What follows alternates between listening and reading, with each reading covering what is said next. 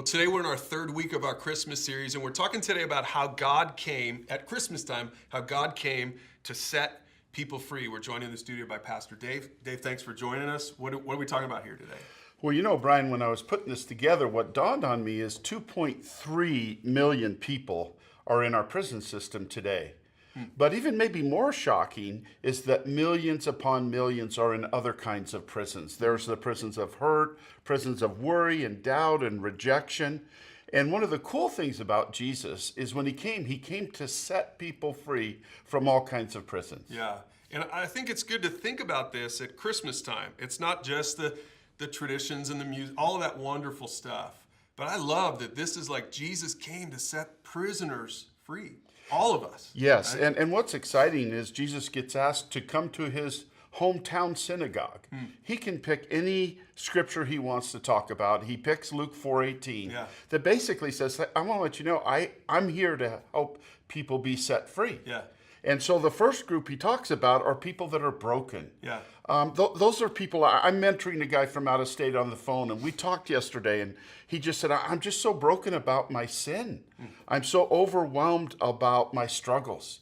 And I said, well, you know, that's okay because Jesus came for someone like you. Well, and I like what you say in this first point is Jesus came to free people who are aware of their brokenness. Because I think there's a difference between someone who's broken and someone who's aware of his or her brokenness. Yes. As a matter of fact, we even talked about how he is aware of his brokenness, but his mom is not aware of hers. Yeah. Wow. Yeah. The second thing you say is this: Jesus came to free people who are in bondage. What kind of bondage are we talking about? Well, you know, the New Testament talks about all kinds of bondage, bondage from habits, bondage from all kinds of hurts. The word bondage there in the text actually means to be like you're in prison. So I'm in prison from my addictions. Maybe it might be porn. Maybe it might be alcohol. Maybe it might be gossip. And so Jesus says, I want to come here and I want to help free you from that kind of bondage. And there's a lot of people who deal with that. And I think the holidays are especially hard for people like that, right? Because you're around parties, you're around, right? So people who have drug addictions, who have alcohol addictions, it's easy to slip back into this bondage that maybe you've been trying to get yourself out of. Yeah, and that's why this message is so helpful for Christmas. Yeah. Because Christmas is a time, honestly, when there's a lot of joy, but there's a lot of sadness. Yeah.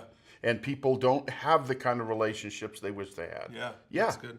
Third thing you say, third type of person, Jesus came to free people who are blinded. Yeah, the scripture talks about being blinded, meaning that you are following false teachers and false teaching. And so that's happened forever, that it's easy to listen more to the world than it is to God. It's easy more to get your cues from society than it is from scripture. And so Jesus said, you know, there's a lot of blind people out there, not physically, but spiritually. So he wants people to understand the truth. And that's why he said about himself, I am the way, the truth, and the life. Yeah, that's good. Yeah. Fourth one, last one. Jesus came to free people who are crushed. And I like that word because there might be some people watching this right now saying, that's me. I'm just crushed right now. And sometimes the holidays brings that out of you, right? As you recognize that you're crushed. What does that mean? Yes. The idea there is that people are literally broken into pieces. You might be crushed because the marriage didn't work. You might be crushed because one of your kids walked away from God.